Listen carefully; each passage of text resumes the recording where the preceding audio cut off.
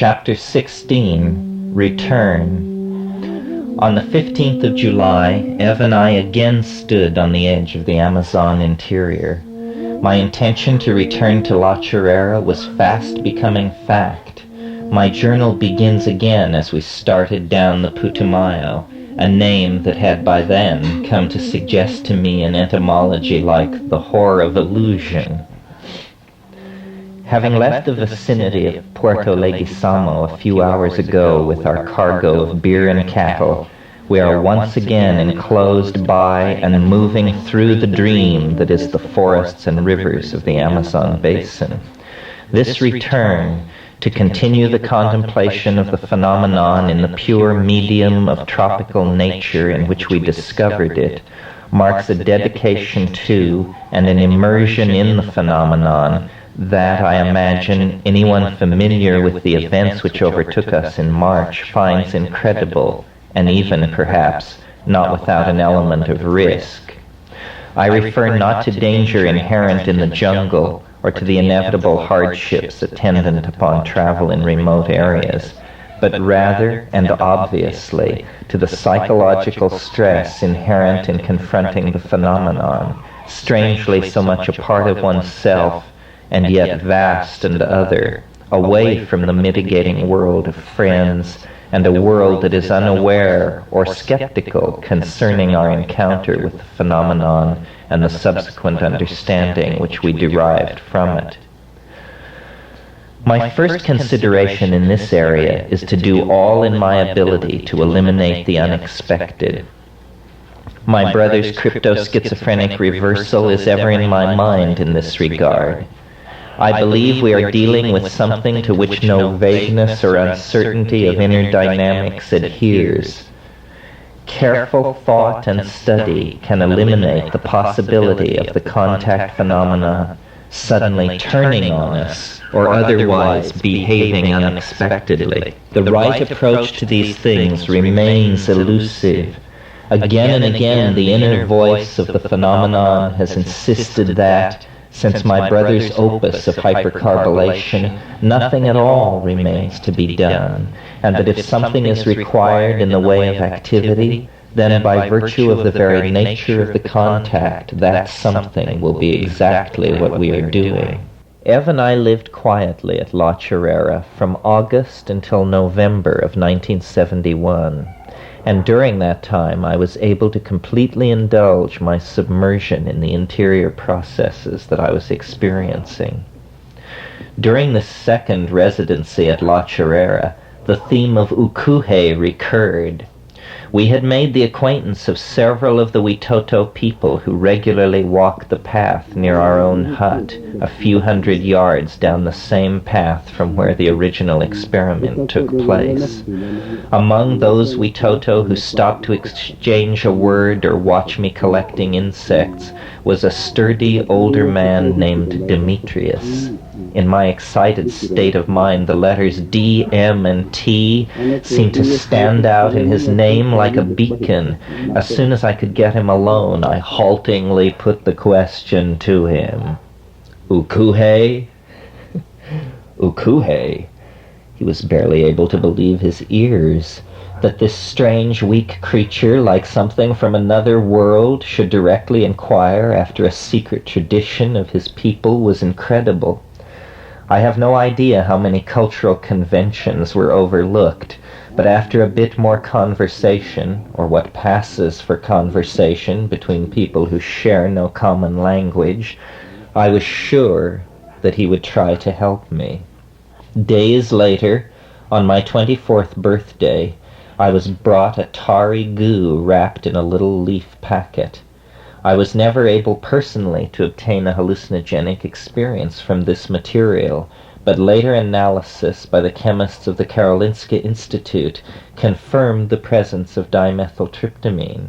Demetrius had been as good as his word.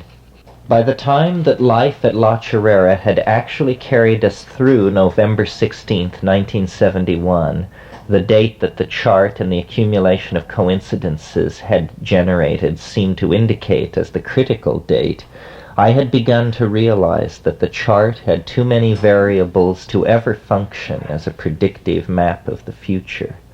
It would be necessary, I realized then, to somehow quantify the various parameters of the wave so that judgments concerning it could be less subject to personal bias. The last piece of writing that I did at La Chorrera was done on the morning of the 16th. It was a kind of fable. Two old friends, Arabians somehow, yet more ancient, sit in a palace far older than themselves, set on a mountainside surrounded by vineyards, date palms, and citrus orchards. Insomniac and affable, they pass the long starry hours preceding dawn in the smoking of hashish and the propounding of riddles. "Share my pleasure at this puzzle and its resolution," said the darker to the older, and he passed his hand across his companion's eyes. The older man then stood in the dream and watched the puzzle, a world of form and law, interlocking wheels and passion and intellect unfold. He passed into its species and empires, dynastic families and individual persons of genius, philosophers and catastrophes. He felt the texture and tone of all the being in the world his friend had created. He sought the secret pattern his friend, he knew, had surely hidden in his creation, for this was a game that they often played. Finally, in a great despotism, in an age of brash science and bright decadence, he saw himself divided into the persons of two brothers. Through time, through their wanderings and lifetimes which passed before him in a moment, he perceived the intricate and pleasing nature of the riddle. Understanding, he dissolved the mists and wheels of the dream fable with a laugh they shared, and then once more they passed their pipe before strolling into the azure garden where dawn would find them among the peacocks beneath the pomegranates and bending acacias.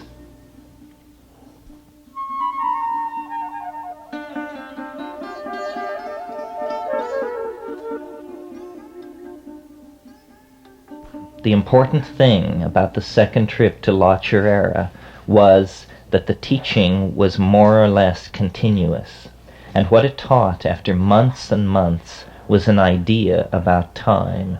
It is an idea which is very concrete. It has mathematical rigor. The teacher showed me how to do something with the I Ching that perhaps no one had ever before known how to do. Perhaps the Chinese knew how to do it once and lost it thousands of years ago. It taught me a hypertemporal way of seeing. The invisible landscape explained all this. It is not something that can be corralled within the confines of a conversation. It enables one to have as much of a certain kind of knowledge of the future as it is possible to know. The future is not absolutely determined. There is not, in other words, a future to see in which every event is determined. That isn't how the universe is put together. The future does not have that nature of already completedness, but it is conditioned. What had originally gotten me looking at the I Ching was the odd way in which my early simplistic notion of 64-day cycles of some kind of set of influences worked very well in my own life surrounding the time of the experiment. My mother's death was the first of these points in time that I isolated. Then I noted that my chance-formed relationship with Eve had begun 64 days after that, and the culmination of the experiment at La Chorrera had occurred another 64 days later. The notion of the hexagram year grew out of the idea of 6 cycles of 64 days each, a year of 6 parts, just as a hexagram has 6 lines. The personal worth of the idea was confirmed for me when I noticed that such a year of 384 days, if begun at the time of my mother's death, would end on my own 24th birthday on the 16th of November 1971. I saw then that there were cycles and cycles of cycles. I imagined a 384-day lunar year, and then the thing of which it was only a part, a cycle of 64 times 384 days, and so on. The maps that I constructed and the eventual quantification of them that I achieved is told of in the invisible landscape. But what was not told there was the way in which these coincidences and my unconscious mind, or something in my mind, would guide me to discover the properties of the I Ching.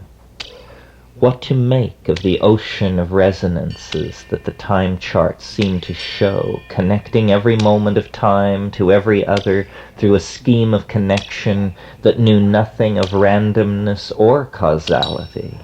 And what to make of the way that the chart and the fact of my discovering it seem to imply that the time in which we live was the focus of an ages-long and terribly important effort.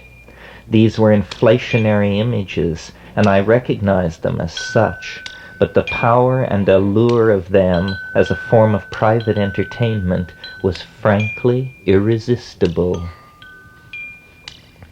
But more important than the central role the chart assigned to the time in which we live, and more puzzling than its personal idiosyncratic side, was the fact that, implicit in the structure of the chart, was an end of time, or a period when a transition of regime would take place that would transform the modalities of reality completely. I was familiar with the idea of eschatologies in a religious context, but it had never before occurred to me that regimes in physics might undergo sudden shifts that would reshuffle natural laws. There is nothing against it, really. It is simply that science, in order to function, must assume that physical laws are not context-dependent on the time in which they are tested. If this were not so, the idea of experiment would have no meaning, since experiments performed at different times might then give different results. Yet the theory that was nightly invading my dreams during those months, and that I was busy elaborating nearly every waking minute, was a theory of unseen parameters operating in time. Parameters symbolized by the hexagrams of the I Ching, but parameters that mold the possibilities offered by the laws of physics and chemistry into the actual realized world that is the integration of the potential possibilities into actual events. It is possible that, in a certain sense, all these states of liberation are nothing more than perfect knowledge of the contents of eternity. That if one knows what is contained in time, from its beginning to its end, you are somehow no longer in time. Even though you still have a body and still eat and do what you do, you have discovered something which liberates you into a kind of all-at-onceness which is very satisfying. There are other satisfactions that arise out of the theory that are not touched on in this formulation. Times are related to each other. Things happen for a reason, and the reason is not a causal reason. It is a reason which in physical terms is a quantum mechanical phenomenon. There is a wave which conditions events on all levels, and this wave is expressed throughout the universe on a number of extremely different, discrete levels. It causes atoms to be atoms, and cells to be cells, minds to be minds, and stars to be stars. In a certain sense, it is a kind of physics, but it is metaphysics, metaphysics with mathematical rigor. What I propose is not a belief in the sense of a religious conviction. It is a scientific proposition. Anyone is welcome to dismantle it. This is in fact what I have attempted to do.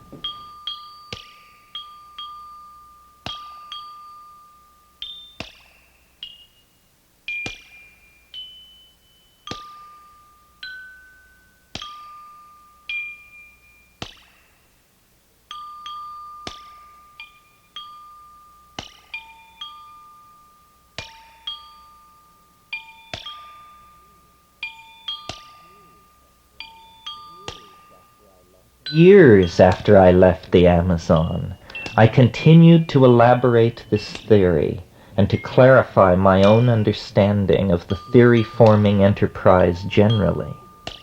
I succeeded finally in 1974 in completely mathematizing the I Ching time graphs. This made it possible to greatly refine the ideas of what constituted proof or disconfirmation of what the theory contended. My conclusion today on these matters is that the theory of the variable and cyclical nature of novelty's ingression into the world is a truly self-consistent and completely mathematical theory. It is true to itself. It has not been possible to find a bridge between it and normal physics. Such a bridge may be neither possible nor necessary. We may find that normal science indicates what is possible, while the time theory I propose offers an explanation for what is. It is a theory which seeks to explain how, of the things that are possible, some events and things undergo the formality of actually occurring. Therefore, the theory cannot be disproven from without. It can only be disproven by being found inconsistent within itself. Until the I Ching graph was quantified, its way of integrating seemingly meaningless and unrelated factors made it a thing very easy to become psychologically entangled with. Even after the 16th of November 71 came and went with very little shift toward the novel, either in my life or in the world, I continued to propagate the cycles of the chart forward into the future, looking for a date that seemed to have features related to the chart, and thus that would be a good candidate for the emergence of a special event. Here is a part of my story that I find most puzzling. After the disconfirmation of November 1971, I looked at other future dates on which the 384-day cycles would end if I continued to assume that the 16th of November 71 was the end of one such cycle. That meant that the next ending date of the 384-day cycle would be the 4th of December 1972. I consulted several astronomical tables, but the date seemed unpromising. The closing date of the next 384-day cycles was immediately more interesting, as it fell on the 22nd of December 1973. I noticed this was the winter solstice. Here was a clue. The winter solstice is traditionally the time of the rebirth of the Savior Messiah. It is a time of pause when there is a shifting of the cosmic machinery. It is also the time of the transition of the sun from Sagittarius to Capricorn. I put no particular stock in astrology, but noted that Dennis is a Sagittarius and Eve a Capricorn. I consulted my star maps and added another coincidence, that where the ecliptic crosses the cusp of Sagittarius and Capricorn at 23 degrees Sagittarius is the very spot to within 1 or 2 degrees where the galactic center is presently located. Over 26,000 years, the galactic center, like all points on the ecliptic, slowly moves through the signs, but now it is on the cusp of Sagittarius and Capricorn on the winter solstice day. This seemed an unusual number of coincidences, and so I pressed my search. Consultation with the almanac of the Naval Observatory brought a real surprise. On the very day that I was searching, 22 December 1973, a total annular eclipse of the sun would occur, and the path of totality would sweep directly across La Chorrera and the Amazon basin. I was dumbfounded. I felt like a person in an eerie novel. This string of clues was actually real. I researched the eclipse to determine where exactly it would achieve totality. This would occur, I learned, nearly directly over the city of Belém in Brazil, in the delta of the Amazon River. This last fact carried me out of the realm of astronomical coincidence and back to the motifs of the trances at La Chorrera. Belim means Bethlehem in Portuguese. My perceptions, sensitive to any messianic possibility, seized on this. Belim is Bethlehem. It lies at the delta of the Amazon. Delta, the symbol for change in time. Delta, in Joyce and among graffiti artists throughout history, represents the vagina. Dennis was born in Delta, Colorado. Was it possible that all of our experiences could have been a premonition of an event at a time and place 2 years hence in Brazil? Was this why, absurdly, at the conclusion of the experiment at La Chorrera, the strains of O Little Town of Bethlehem had come echoing through my head? By late spring of 1972, I knew everything that I have just mentioned. Why did the chart point to the 22nd of December 1973, and why was there such a stream of coincidences pointing to that time? Had I known of the impending eclipse on some unconscious level? Had I known it would achieve totality over Belim? Why did the dates important to my life line up with that date according to the chart I had learned to construct in the wake of the UFO encounter at La Chorrera? I did not imagine that it was impossible that I had somehow known these things and manipulated my conscious self to imagine that it was discovering these things. But in the early spring of 1973, an event occurred which is the perfect proof that something larger than my unconscious, seemingly larger even than the total collective consciousness of the human race, was at work. This was the discovery of the comet Kohoutek, supposed to be the largest comet in human history, supposed to dwarf even Halley's Comet. Brightest comet ever headed toward Earth was the headline in the San Francisco Chronicle, and as I scanned the article, I actually let out a shout. The comet would make its nearest approach to the sun on the 23rd of December. A non-periodic comet, unknown to anyone on Earth until early March of 1973, was hurtling toward a rendezvous with the sun within 100 hours of the solstice and the eclipse over the Amazon. It was a large coincidence, if we define that as a coincidence that deeply impresses its observer. It is not diminished by the fact that Kohoutek really never lived up to expectations, for the expectations alone were to become a wave of fringe millenarianism and apocalyptic restlessness that would die only as the comet itself returned to the darkness out of which it had emerged. Did anything happen in Belim on the day of the eclipse? I do not know. I was not there. But I do know that the compression of events that occurred around that date and the way in which the charts revealed in the UFO encounter predicted this was uncanny. It was not long after that December that I realized how to completely quantify the time graph, and was thus led to an understanding of the way that the cycles operate, so that I saw the immense difficulties involved in predicting a concrescence. That was my last attempt. Since then I have been content to understand the theory, but have abandoned serious efforts to apply it specifically to predicting the course of human events.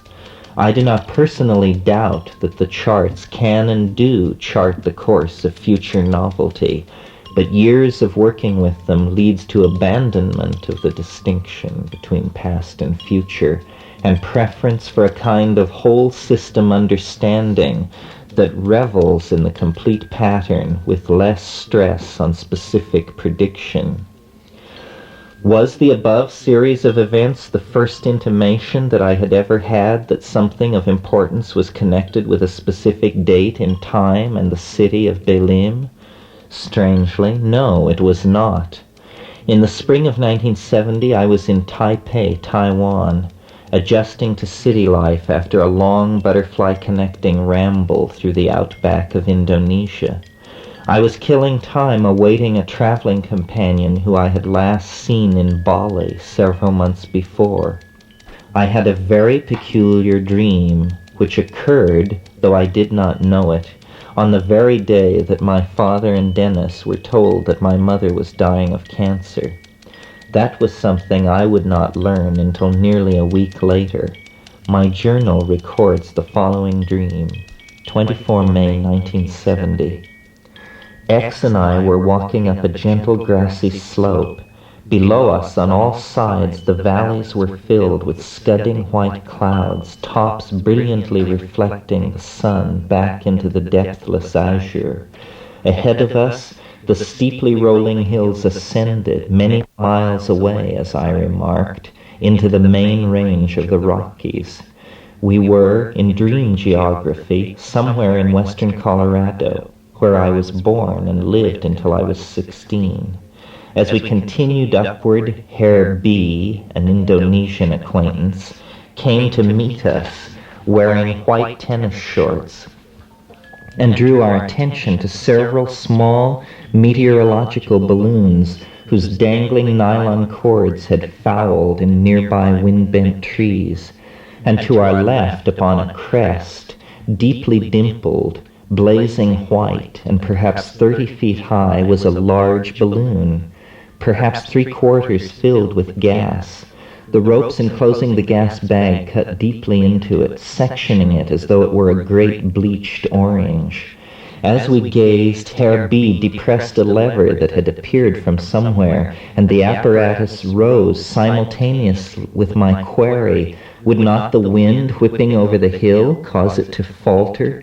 Its white bulk rushed over us, perhaps only 20 feet above our heads, and then, passing higher, it met the wind and the fate I had anticipated.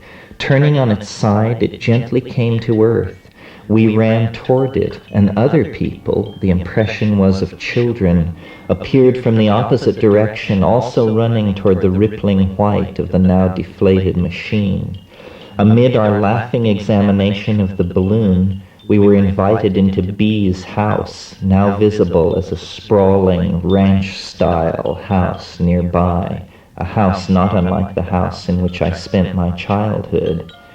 As we entered the house, I paused to examine a large map of the Amazon Delta on the wall, published, the legend informed me, to commemorate a conference of a French archaeological society, which convened on a small island there in 1948.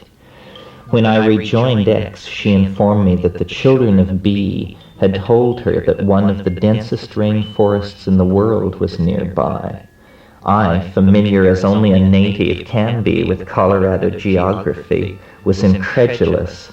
I returned to the bookcase under the map, and taking out a large atlas, sought the rainfall and forest map of Colorado, opening instead upon Assam, not without first rejecting a topological rendering of Bengal. I heard myself say that Shalimar was the logical jumping-off place. Then all faded.